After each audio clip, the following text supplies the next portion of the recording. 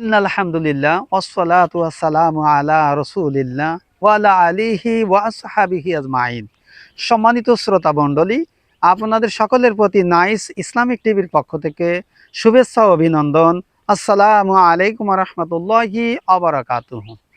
আমরা আজকে চমৎকার একটি ইউনিক বিষয় নিয়ে আপনাদের সঙ্গে আলোচনা পেশ করতে চাই। আমাদের আলোচনার মূল বিষয় হলো দুইটি। এক নম্বরে, কোনো স্ত্রী যদি তার স্বামীর পক্ষ থেকে তালাক প্রাপ্ত হয়, তাহলে ওই স্ত্রী কতদিন পর্যন্ত নিজেকে বিবাহ বন্ধনে আবদ্ধ করতে পারবে না, অর্থাৎ নিজে বিবাহ পুষতে পারবে না। এক। দুই নম্বরে, যে স্ত্রীর স্বামী মারা যায়, ওই স্ত্রী কতদিন পর্যন্ত ইদ্যত পালন করতে হবে, কতদিনের ভিতরে সে বিবাহ বন্ধনে আবদ্ধ হতে পারবে না, অর্থাৎ নিজে বিয়ে পুষতে পারবে না। এই দুইটা বিষয় নিয়ে আজকে আমরা আলোচনা করতে চাই।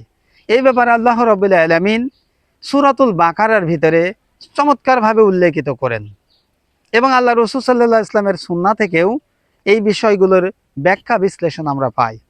আল্লাহ নবী মুহাম্মদ রাসূলুল্লাহ সাল্লাল্লাহু আলাইহি ওয়াসাল্লাম তিনি বলেন, আল্লাহ রাব্বুল আলামিন সূরাতুল বাকারার ভিতরে তিনি উল্লেখিত করেছেন যে কোনো স্ত্রী যদি তার স্বামী থেকে তালাক প্রাপ্ত যদি হয়, তাহলে ওই মহিলাকে 3 মাস 10 দিন ইদ্যত পালন করতে হবে, অর্থাৎ তার পিতা এবং মাতার বাড়িতে অবস্থান করতে হবে। এই 3 মাসের ভিতরে সে ইচ্ছা করলে অন্য কোনো জায়গায় বিবাহ পুষতে পারবে না, এটি সম্পূর্ণভাবে হারাম। 3 মাস 10 দিন ইদ্যত পালন করার পর সে ইসলামী শরিয়া সম্মত কায়দায় পিতা এবং মাতার নির্দেশক্রমে তাদের পছন্দসই পাত্রের সাথে বিবাহ বন্ধনে আবদ্ধ করতে পারে।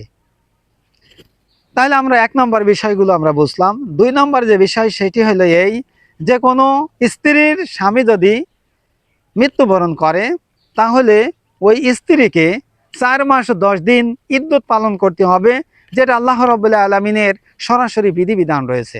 এই 4 মাস 10 দিনের ভিতরে ওই মহিলা ইচ্ছা করলে বিবাহ পুষতে পারবে না, যদি পোষে এটি সম্পূর্ণভাবে হারাম। 4 মাস 10 দিন ইদ্যত পালন করার পর সে তার বাপ মা পিতা এবং মাতার সম্মতিক্রমে ইসলামী শরিয়া সম্মত কায়দায় সে বিবাহ পুষতে পারে, এখানে কোনো নিষেধ নাই। কিন্তু দুঃখজনক বিষয় হলেও সত্য যে আমাদের সমাজে 1 নম্বর যে বিষয়টি আমি বললাম, যে তালাকপ্রাপ্ত কোনো স্ত্রী 3 মাস 10 দিন ইদ্যত পালন না করার পরেও 3 মাসের 10 দিন আগে সে বিবাহ পুষে ফেলে। আসলে এটা গর্হিত, অন্যায় এবং জঘন্যতম পাপ, এটা সম্পূর্ণভাবে হারাম। এবং কোনো স্ত্রীর স্বামী যদি মারা যায়, 4 মাস 10 দিন ইদ্যত পালন না করেও অনেক স্ত্রী বিবাহ পুষে ফেলে, এটাও জঘন্যতম পাপ, এটা সম্পূর্ণভাবে ইসলামে হারাম।